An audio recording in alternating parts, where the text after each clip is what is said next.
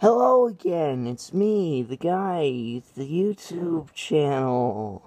I've been doing this for like over a year now. I think you should get this. Well, I mean the videos, I've done the reviews for barely a couple months. Anyways, today we're reviewing the second figure I got at G-Fest, and pretty glad to have this figure, and you know what, I'm just stalling and I really want to do this. Yeah, fun, no, anyways. Yeah, what the fuck am I doing? Anyways, yeah. Today we're reviewing the Bandai 1999 Gamera Memorial Box Gamera 1965. Before we get on to the figure, let's take a look at the tag. Here is the tag. You can see up there it says Daikaiju Gamera, which is the title of the original movie. Sees Gamera ripping up the train thing. The bottom, I don't really know what that says, but it appears to be on the other figures tag, so I'm assuming that's the name of the box set it's from. And we got 1999, made in China, Bandai, all that stuff. On the back, which is oddly the side that's facing outward, on the back you can see there's a little dent there. And the tag is in not very good condition, but you can see there's a black and white image of, well, black and white close-up image of the figure. The title of the movie, Daikaiju Gamera, 60 meters, 80 something, I don't know what the rest of that says, and number 4. Now when I got this figure, I was wondering why he was number 4. And then I remembered that this figure came out in 1999, which was the same year the Gamera 3 figures came out. And if you remember, those figures were also numbered, and Iris was number 3 in the series, which means these figures from the Memorial Box are also part of the Gamera 3 line, so if you're trying to get a complete set of those figures, you also have to get a complete Gamera Memorial Box, because they are also numbered. So he's number 4 in the Gamera 3 series, even though it doesn't actually say, but, you know, this is counting the other 3 figures that were out at that time. Well, there were 2 others, but that's for a different review. Now that the tag is out of the way, on to the detail. Can we focus? Yes, we can, but you probably can't see very much because my reviews have horrible pixel quality.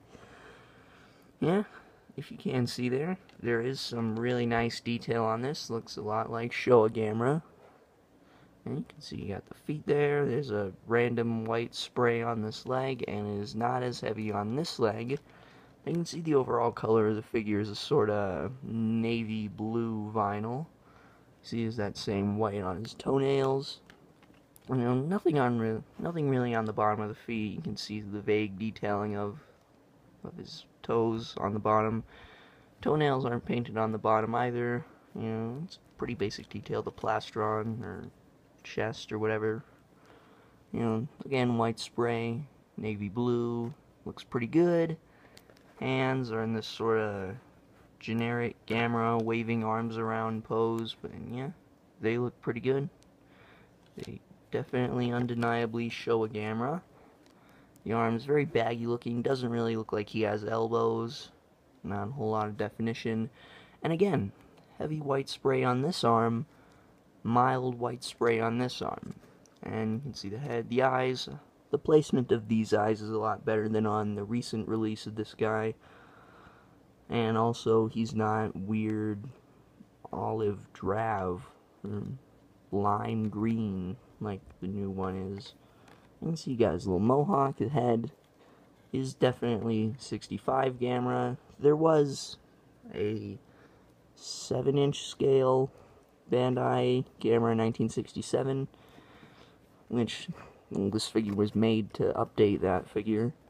And you can see there's a lot of nice detail in there. The bottom teeth are individually sculpted and look really nice. The upper teeth aren't, and the inside of the mouth is painted completely red.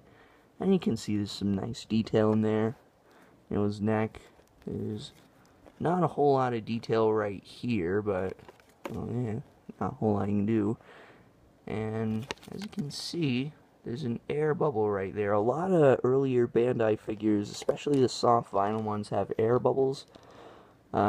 This guy, obviously, got that really bad one there on his shoulder, and there's a few on his toes. I don't know if you can really make that out. Yeah, you can see his toes here have air bubbles. Yeah, like I said, a lot of figures from this era of Bandai figures have air bubbles. I guess that was just them getting, you know, they were still pretty new into using soft vinyl. They'd only been using it for about a year, and you can see the back of the shell is nicely detailed. A lot of really nice detail there. Look kind of like seeds or something, but yeah. There's a sort of whitish gray spray, and then his tail looks pretty generic. A generic tail. So yeah, detail and paint job is pretty nice. And for articulation, the legs rotate 360, no real problem. The arms can also go 360. Can we just focus that? Yeah, there we go. This arm also 360. The head can turn a little bit. Can't really, I don't really want to force it, damage the figure. And finally, the tail can rotate 360, and it actually looks good when it's rotated because there's no defining asymmetrical details on top or any other part of the tail. So you can have him lying down. That's it for articulation. Now on to sizing. Here's the only other Showa Gamera villain I have, the Memorial Box Jiger, which it's been a long time since I've seen the movie, but I think this is pretty accurate. You know, when Gamera was on Jiger's back like that in the movie, they were about this big. Jiger might need to be a little bit bigger, but not by a whole lot, and even then if you got the bigger version of her, she would be way too out of scale. So there really is no in-scale Jiger, or maybe I'm just blowing smoke up your ass. Anyways, next, here is my only Gauss, Super Gauss. This is very inaccurate. Not much else needs to be said. Next, here is the Bandai 50th Anniversary Memorial Box, Godzilla 1975. Again, like with Super Gauss, this is very inaccurate. Gamera should be about that big compared to Godzilla, maybe about that big. So, yeah, but they still look good together. Good enough to have. Next, here is the Bandai Gamera 1995. This does look pretty good. You know, this Gamera is 80 meters, and this is 60 meters, and this one is hunching over a lot, so if he was standing up straight, he would be pretty accurately sized. So, they look, well, they size up accurately, but I don't really know why you would want Gamera 1995 to be with Gamera 1965, unless you're hardcore playing with your toys, smashing them into each other, which I don't particularly recommend if you're collecting these sort of figures. But anyways, I digress. Here's the SH Monster Arts Gamera 1996. These do not size up accurately. He should be 80 meters and 60 meters, so should be like that big. Oh no, the panel-y thing fell off. Anyways, and now on to the next figures, the usual ones you see. Godzilla, SH Monster Arts Godzilla 1995 Rebirth version. Again, like all reviews, this figure is just to give you an idea for sizing, and I forgot one figure for sizing. Wait right here. Anyways, this is inaccurate. I will return. This part of video won't be edited because I can't edit videos. Right, got the figure I left out. That would be very bad. Anyways, next here is the NECA Godzilla 2014 6-inch version. Again, this is inaccurate. Gamera should be like up to there, maybe there, a little bit more than other figures would be. But this is just to give you an idea of how big this figure looks with this figure. Next, here's the figure I just forgot to pull out. My repainted Bandai Creation Final Wars Rodan. Again, just to give you an idea of how big he looks with him. because he's been in just about every review except my Powered Balton review. Next, here is the NECA Pacific Rim axe head, just as a stand-in for a standard Pacific Rim kaiju. This is an accurate Gamera. I'm pretty sure should be about up to axe heads, like about there on axe head. Maybe there. Maybe there. I don't really know, but very inaccurate. And finally, here is just a standard Ultra Hero Series Ultraman in the form of Ultraman Powered. This is not accurate at all. Gamera should be a lot bigger. Or maybe about that big compared to Powered because he's 55 meters. So, yeah, just to give you an idea for sizing. That's it for sizing. Now on to the last part of the review, the history of the figure and the pricing. This figure was originally released as what you are looking at here, as part of the Gamera Memorial Box, and the 4th overall figure in the Gamera 3 line of figures. And the price of the Gamera Memorial Box, I don't really know. I don't know how much it was when it came out. But this figure was reissued 2 more times, both being in around 2006, 2007, as part of first one was as part of a Gamera HMV exclusive box set, which had this figure, Gamera 3, and Toto.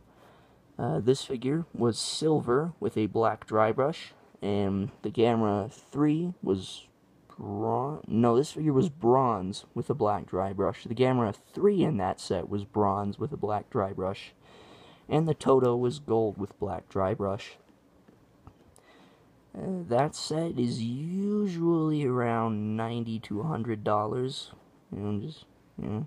and again, like I said, the Gamera Memorial Box, when it came out, I think actually was around 100 to a little over 100 when it came out. And it was released one more time as part of the Gamera Movie Monsters series, which was probably the least good looking of all of them. Just because he was this weird green and his eyes were in a weird position, and yeah, I don't recommend that one. This one, nowadays, you can find for usually around $50 to $40, maybe a little less, I think 30 to 50. Yeah, I think it's about 30 to 50. I got this one for 45 at G-Fest, and he's tagged, and the tag is in okay condition. It's a little bent. It was a lot more bent when I got it, and there's a little dent in it there. And the HMV set, the figures usually aren't sold loose, so if you want that, again, like I said, around 80 to 100, and the new one is the cheapest, obviously.